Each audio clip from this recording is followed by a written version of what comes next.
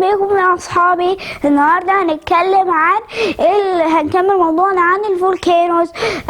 في 3 انواع اساسيه من الفولكانوز.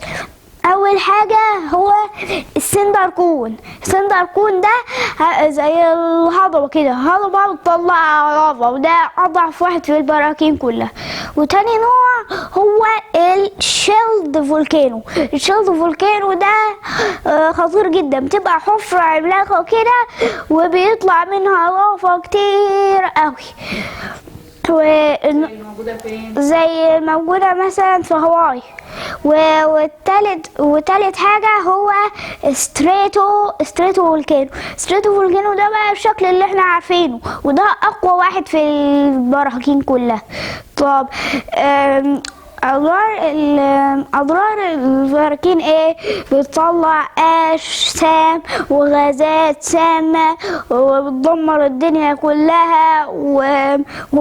وفي نوعين من اللافا اللي بتطلع بالفولكانو. اللافا الاولى اللي هي بتبقى من غير ميه، مش موجوده مع ميه، فبتبقى لزجه، فبتبقى بطيئه لدرجه انت ممكن تمشي جنبها، اللي بتيجي على جنب الجبل دي، على جنب الفولكانو. وتاني نوع هو اللي هو موجود جوه، اللي هو مندمج مع الميه، فده بيبقى بقى الميه بتقلل وزنه فميبقاش لزج. ده بقى بيبقى مولع جدا اكتر من التاني كمان، وبيروح مسافات ابعد بكتير من التاني بس اخره يعني يوصل لحد اخر الجبل. بيعمل انفجارات عملاقه يعني. زي الزيت مثلا، لما الزيت حامي كده بنغليه ونحط عليه ميه بيولع جامد، بينفجر جامد يعني.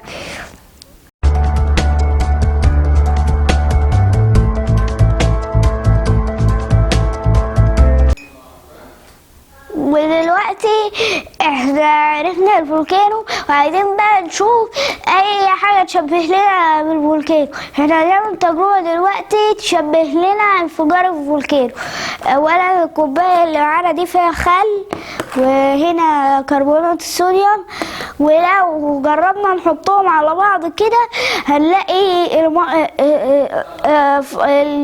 البتاع هيفور يطلع لفوق الكوبايه. خلينا نجرب كده.